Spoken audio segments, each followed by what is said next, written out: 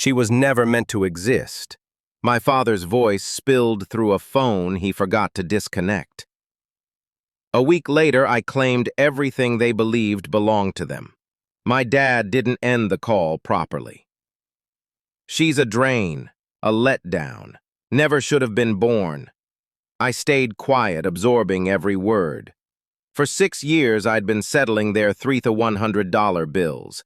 The following week, I sold my $960,000 upscale home, signed over the deeds, and disappeared. They came back from their European getaway grinning until their key wouldn't turn. The house stood bare, a single note taped to the door. Shock, this is what a drain can achieve. It all started because my father didn't hang up. I wasn't supposed to hear it. I'd called about some vehicle registration papers. Nothing major, just another task I quietly handled for him, as always. He said he'd look for a file in the shed and set his phone down. He didn't disconnect, just left it on the side table. I might not have noticed at first. There was silence, then footsteps. The sofa groaned, then he spoke. She's a drain, he said, matter-of-factly. Cold, like stating the weather. A letdown, never should have been born. I didn't stir. I just sat, phone pressed to my ear, listening like a kid eavesdropping at a closed gate. He wasn't upset. That's what hit hardest. He wasn't shouting. He wasn't ranting. I think he was speaking to my mom, maybe to no one. It didn't matter. The words cut the same. A weight. A letdown. For 6 years, I'd covered their mortgage shortfalls, credit card balances, and utility payments, never mentioning it to anyone, silently, without demands, never holding it over them. That same month, I'd wired $3,100 for their insurance because my dad's back injury kept him from working. Yet here I was, the burden, the mistake that could have been avoided. I didn't end the call. I let it run even after they realized it was still live. I heard the oven timer ding, laughter in the distance, everyday calm, as if they hadn't just shredded their only daughter. I didn't weep when the call finally dropped, whether he noticed or the battery died. I didn't speak, I didn't budge. I just stared out the window, hoping for clarity. I don't know how long I sat like that. Time shifts when your core just halts. The next day I went to the bank, not for revenge, not yet, just to explore. My luxury home's mortgage was almost cleared. A recent valuation pegged it at $960,000. I had choices, silent strength. No one knew but me. I booked a meeting with my property lawyer, asked about deed transfers, ownership changes, and confidentiality measures. I didn't blink when he outlined the cash I'd gained from a discreet sale. It all felt clinical, like assembling a puzzle I didn't fully grasp. But when I decided to act, I told no one. Not my friends, not my colleagues, certainly not my parents. I went to work. I waved at my neighbor. When my parents jetted off to Europe, I sent the usual safe travels text. A trip I'd partly funded when they were strapped after remortgaging last year. Then I packed, methodically and quietly. I sold the house, transferred the title, rerouted all mail, and left. Let them laugh in Rome, sip cocktails in Lisbon, snap photos by the Louvre. Let them savor every second until their key failed, until they saw the note on the door. Shock. This is what a drain can achieve. I hadn't always seen myself as capable. That came later. At first, I was just the dependable one, the organizer, the problem solver, the daughter who noticed details and never missed a bill, a celebration, or a due date, who carved her own path, stayed humble, earned well, and expected nothing. I thought that was enough. They didn't ask much, not outright. It started small. Your dad's back is bad again, can you cover the gas bill? Or, your sister's tuition deadline crept up. We'll pay you back, promise. They never did. Eventually, they stopped pretending. I sent $1,800 for new windows after a storm. When their car died on the highway, I paid for the tow and repairs. When their property taxes lagged and my mom sobbed over the phone, I sent the funds that day. No hesitation, no grumbling, just help. Then came joint accounts, a shared card for emergencies, and my name on their mortgage, briefly, to secure a refinance. Then I noticed my credit score dipping. slowly, quietly, like a stain spreading. I questioned them once about a strange charge from a high-end decor store. My dad laughed, said, "We figured you wouldn't care. You don't splurge on yourself anyway." My mom chimed in, "It's for the house, which is partly yours, right? Partly." When my uncle had surgery, I covered half his medical bill without prompting. They sent me the statement, assuming I'd deal with it. I did. When my sister's wedding needed a deposit, they called it a family gift from you. No discussion. Just a charge hitting my bank app at 3 a.m. I saw the $6,700 and told myself it was fine. They'd do the same for me, wouldn't they? But no one ever did. I moved twice in 3 years and no one helped carry a single box. When I had pneumonia and asked my mom for broth, she said she was exhausted from Pilates. No visit. But for their birthdays, I was expected with gifts, bouquets, and dinner plans. When I forgot once, my mom gave me a month of icy silence. I told myself it wasn't worth arguing, that love shows up differently, that maybe I wasn't giving enough, so I gave more. I worked harder. I ensured the account always had funds.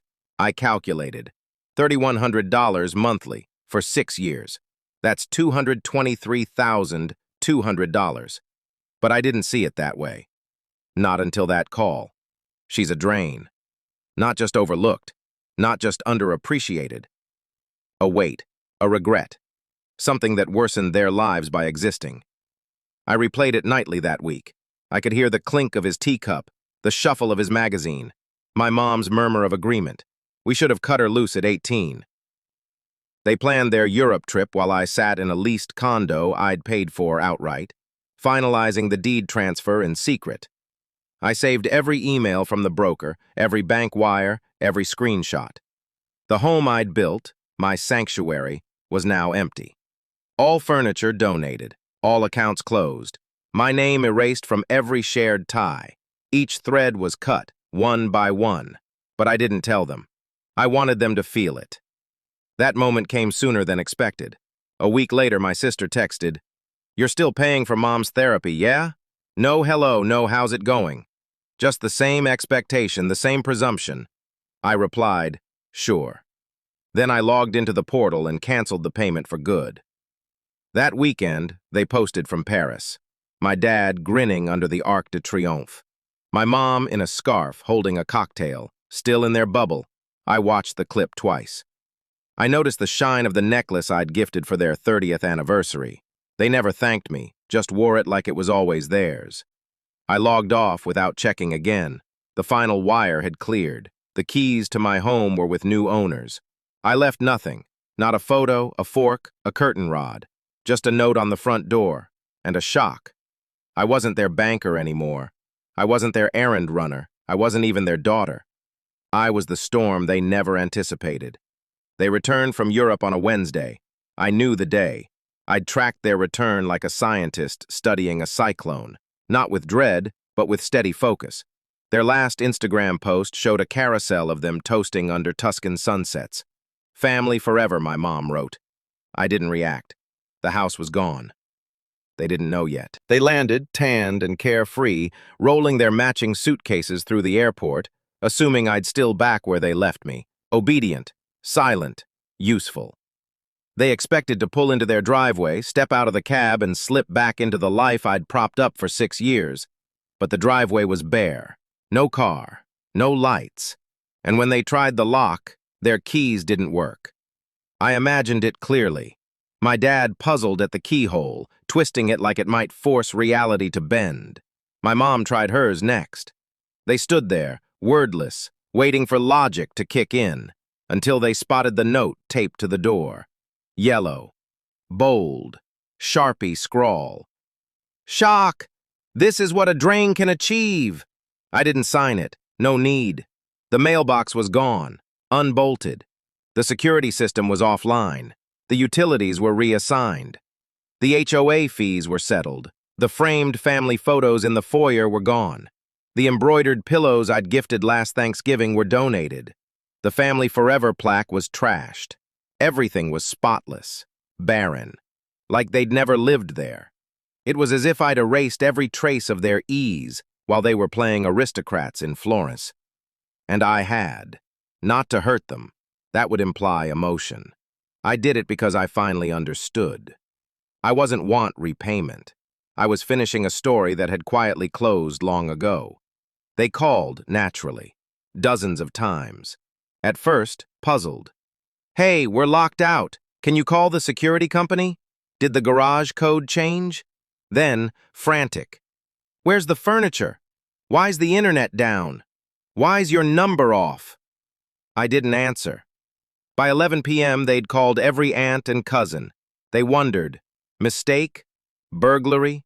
Prank? Then my mom left a voicemail on my office line, in that cracked mirror tone she used for true emergencies. "Please, just tell us what's happening. We're at a motel. The house. It's gone.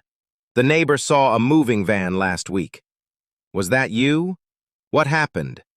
"Yes, something shifted." "I heard you." I kept the voicemail. I replay it sometimes, not for pleasure. No thrill in it. It's a marker, proof that even after calling me a burden, draining my savings, and sidelining me from every family memory, they still expected me to fix it. That's what split me open. That's why it all unraveled. The realization that no matter how much I paid, how many debts I settled, how many anniversaries I honored, I'd always be a tool. Convenient, discardable. They shouted loudest when the funds dried up, not when I faded. I gave them 6 years of quiet devotion. They gave me silence and entitlement. She's a drain, not just ignored, a mistake that lingered too long, so I left them with what they'd earned. Nothing. The chaos erupted the next morning. By 6:30 a.m., I had 38 missed calls. My mom left 3 voicemails, each more unhinged. The first, baffled. The second, terrified. The third, a breakdown. "We need to talk. Please tell us what you've done, please." I didn't reply. Instead, I accessed the last account they forgot I could see. A joint savings I'd opened for crises. It held $15,000, mostly mine. One tap, I moved it to a private fund and deleted the account. Done. Then, the insurance. The policy was still in my name for their house. They'd never switched it, so I dropped it. I told the provider the property was sold. The confirmation email landed in my inbox with a faint, hollow sense of finality. Another cord cut. One less lie binding us. That evening, my dad emailed me. A rambling, pathetic note. No subject. Just a flood of words of excuses and pleas. Said he didn't mean what I overheard, that I got it wrong. The burden was the stress, not me. Then he asked if I could help them hire a lawyer to figure out what happened to the house. The new owners changed the locks, wrongfully, he claimed. I nearly smirked, wrongfully. They didn't know the house hadn't been theirs for over a year. I'd moved the title to a trust I'd set up with my advisor, a trust that owned the LLC that sold the property. It was ironclad, layered, untouchable. They weren't just locked out of a home. I'd broken free of their grip. By day 3, my sister, the one who'd send me Venmo requests like invoices, chimed, piled on. "You're seriously doing this to them? After everything they've given?" I read it twice. Everything they've given. That phrase buzzed like a faulty bulb. Relentless. She meant the vacations I wasn't invited to. I funded. The Christmases I spent alone, watching them post. I bankrolled. I paid for the counseling so Mom could vent about the strain of my existence. She meant everything. All the dismissal, all the exploitation, tied up in a single barbed guilt trip. I didn't reply. Instead, I finalized my directive. The legacy forms I'd drafted months earlier, cutting my family from any access to my emergency contacts, healthcare proxy, or estate wishes. I filed them that Thursday. By Tuesday, they were erased. No more accounts in their names. No more safety nets. They didn't just lost a house. They lost their lifeline. And maybe I enabled it too long, thinking I was supporting, when really I was just staving off the truth. I also canceled the storage unit I'd been quietly paying for, packed with their keepsakes, antiques, and promises to pick up soon. I issued a 30-day notice, no grace period, no heads up. A formal termination notice was sent on Wednesday. They'd called the facility in a frenzy, insisting it was an error. It wasn't. I sold every item they'd claimed it anyway. I listed it all online. I watched the sales tick off in days, every piece gone. When my Venmo balance settled, I sent myself one last transfer. No note, no explanation, just quiet. The group chat fell silent. No more subtle jabs, no more veiled demands dressed as humor, just nothing. My mom's last post was a faded snapshot of us, age 6, captioned, "You were always so fragile." It didn't hurt. It confirmed. I wasn't fragile. I was through. They never reclaimed the note. They tried, of course, came back a few days later. This time they'd brought a locksmith. But by then the locks were new, the mailbox was removed, and the deed was buried under corporate filings they'd never trace. The locksmith wouldn't drill, said the title was held elsewhere. They tried. I saw it unfold, not from a screen or another city. They'd seen a vehicle they didn't know 2 blocks away, engine off, parked under a gnarled maple tree. My parents stepped from the ride, like nobles returning to a land that no longer served them. My dad looked frailer, diminished. My mom didn't speak words. She just stood on the stoop, staring at the door, as if guilt could unlock it. It wouldn't. It didn't. They'd left again 10 minutes later. Nothing. The house stayed still, so did I, that quiet, that certainty that was the conclusion. No showdown, no clash in the street, no tearful debate about love or loyalty. Just the fact that they'd lost the one who kept them solvent. They didn't mourn for me. They wept for their accounts. They grieved for the cushion ripped away. And to be fair, the cushion was real. I'd built it with precision. But care without value crumbles. They'd mourn because the safety net was torched. The drain was the one who'd woven it, and they'd ensured they'd feel its absence. I'd erased myself from every family group thread, every shared drive, every app where they'd planned gatherings. I wasn't welcome to. No goodbye. There's no just stillness. A few days later, I got a letter from an unsigned clerk. Not handwritten, signed, but just a single, something about miscommunication, possibly trust disputes. I didn't read it. I just shredded it and went back to my coffee. 2 days later, my old neighbor messaged, "Your parents showed up again, looked lost, just stood on the drive, like this wasn't years and years, making like it wasn't deserved." I blocked that contact. They'd stopped calling after 2 weeks. I think the truth sank in, not just that they'd lost the home, but that they'd lost me.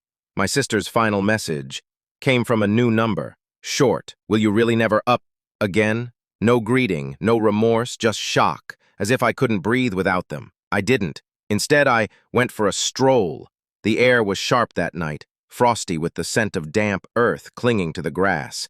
I walked past shops where I'd run chores for them, the drugstore where I'd get prescriptions, the cafe where I'd pick up desserts. They never praised. They're just places now. No ties, no pull, no burden. I breathed. It's like my first breath in ages. The quiet one, the fixer, the one who never makes waves. They assumed you'll keep going endlessly. They thought silence meant consent. They thought no protest meant approval. But quiet is not peace. Sometimes it's strategy. And now they're renting a unit on the fringe of town. I saw it, listed, when I hunted for a flat last year. Shabby carpet, cracked walls, no sunlight from the front windows. I wonder if they ever gaze out and ponder where it all slipped. I wonder if they recall that night. Note, shock, this is what a drain can. They don't share much anymore. They'd, too, flood there with outings, self-care, and family first slogans. Now it's just muted reposts. Don't cut ties. They don't know. The tie was never theirs. They were just standing on it while I laid the path below. And when I left it all, my is still no charges. I don't recall authorizing No recurring for power. No recurring transfers for lights I didn't switch on. No alerts from people who'd only meant they needed rent. I used to bleed cash like a failing engine. Now it's calm, growing, mine. I settled in a new space, not flashier, not grander, just mine. Every bulb, every cushion, every rug, picked by me, for me. No shame woven into the floors, no echoes of what I gave without thanks, just stillness, just mine. I rest better now, sounder. No more nightmares jolting me awake. Did I miss a payment? Will they upset if I say no? Those fears are gone. Some nights I still hear that call, the one he didn't end. She's a drain, a letdown, should have never been born. But now I let the words drift. I don't push back. I don't argue with shadows. I don't justify myself to specters. I just listen. And then I recall that house was mine. The quiet is mine. That's the final word.